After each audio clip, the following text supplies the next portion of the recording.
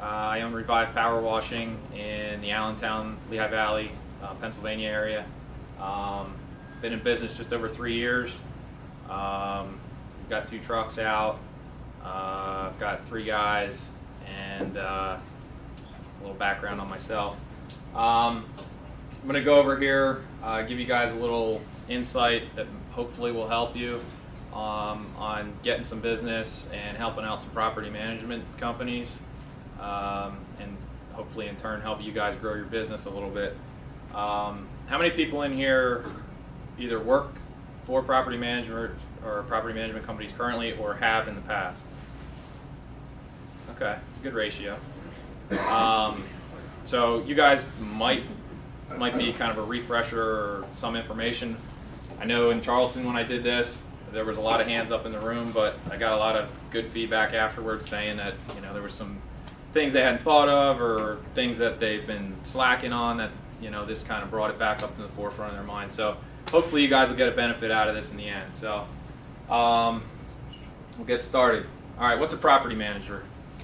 All right, a lot of people who don't know or they've tried going after property manager accounts, they think property manager is some white-horned unicorn that doesn't exist because you try knocking on doors and you can never get a hold of these people. So we're going to try to debunk the myth here on that these people do exist. They're human just like we are, and they're quite personable when you finally get to talk to them. So we'll go through that process. What's a property manager or a PM do? Essentially, this is kind of a summary of what their roles are in their company. Basically, they collect rent from tenants. Any maintenance items throughout the property, they coordinate, schedule all that, take payments. The purchasing agent for vendors, supplies, anything like that. They're the lead complaint department. Yeah, there you go. Anytime any of their tenants have an issue, they're getting the knock on the door or the phone call. So they're a customer service department for their clients. And what it basically boils down to, they're a landlord. They collect rents, they handle the maintenance, just like if you bought a rental property and you managed it yourself, you're the property manager for that specific property. So that's what these people do on a larger scale. And they are, this is key here, for the property owner or the investor.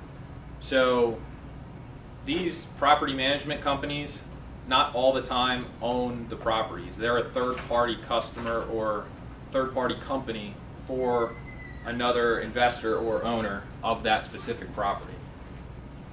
Different types of properties that the managers, these companies handle: retail, any type of strip mall, shopping centers, offices or warehouses, and you got multi-units and also HOA, condo boards, homeowners associations as well. Why do we want to work for PMs? Well, most of them have portfolios. Multiple locations, so you can get in with one company and they've got 40 properties. So you're dealing with one company as opposed to, like Bill was saying before we started here, going out and trying to get all these different customers.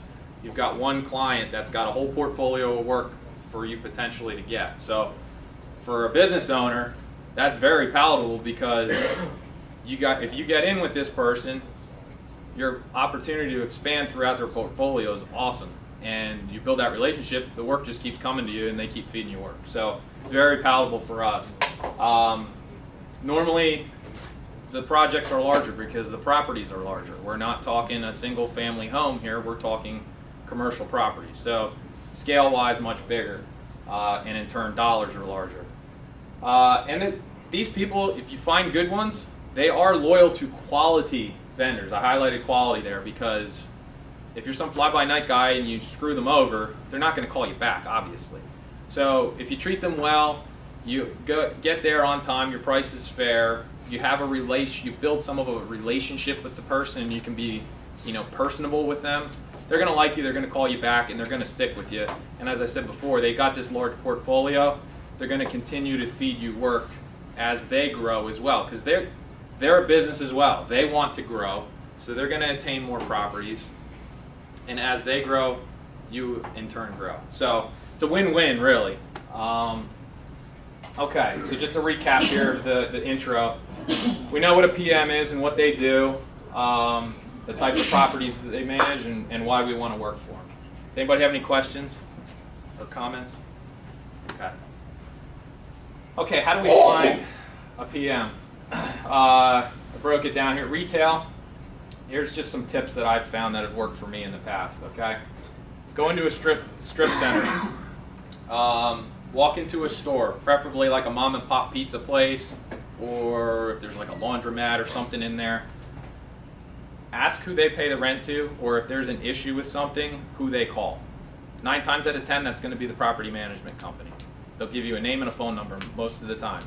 If it's a mom and pop shop, they might be a little, they'll give you this look like, why are you asking me this? But tell them who you are and what you want to do, and they'll be like, oh yeah, this is great. The place is filthy, or yeah, I want my sidewalks cleaned. Here, good luck. So I've got in with probably 3 or 4 shopping malls just by doing that, and at least got a contact information from doing that. So it's been very helpful. That one works great for me. Look for contact info on the sprinkler room doors. The first one, that first item there, that pizza shop actually led me back to the sprinkler room door and told me about that tip, so that was a good little tip. They're usually around the back of the building or the side. You'll see it's labeled sprinkler room because the fire department needs to know where the sprinkler room is. Or you'll see this giant octopus looking valve thing. We've all seen them on those big buildings. That's where the sprinkler room's at. You know why they put it there? Because if there's an emergency, they got to call the PM. Then they know where to call, yeah. That's exactly why. So it's a good place to look, because in the event of an emergency, the fire department needs to call the manager of the property. So that's a good place to look. It might not have their name, but at least it has a phone number. And this one here, this is misleading. The leasing company, okay? Shopping centers, you always see the signs up, you know, vacant spaces, leasing information, call Joe Deveneaux, you know, and there's the phone number, okay? That's not the person you would necessarily want to call, because that's the leasing agent. They're the real estate agent, essentially. They're not the property manager. And sometimes the leasing agent and the property management company aren't even the same company. So that a lot of guys, I screwed up on that to begin with. I was calling all these leasing agents. They were getting pissed that I was wasting their time, and they'd blow me off. So once you realize that, some are friendly and they can help you out, but 9 times out of 10, all they want to do is sell that retail space. So they're going to blow you off. So just don't get misled by that, and start thinking you're finding all this information and you're calling these people and they're not calling you back. So just a little tidbit there. Multi-unit, like apartment complexes and condo units.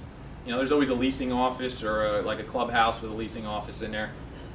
You just walk in the door there. A lot of times the person will have an office there. They might not be there all the time, but they have an office there. Or there'll be somebody in there that can lead you in the direction you need. Look the community name up online.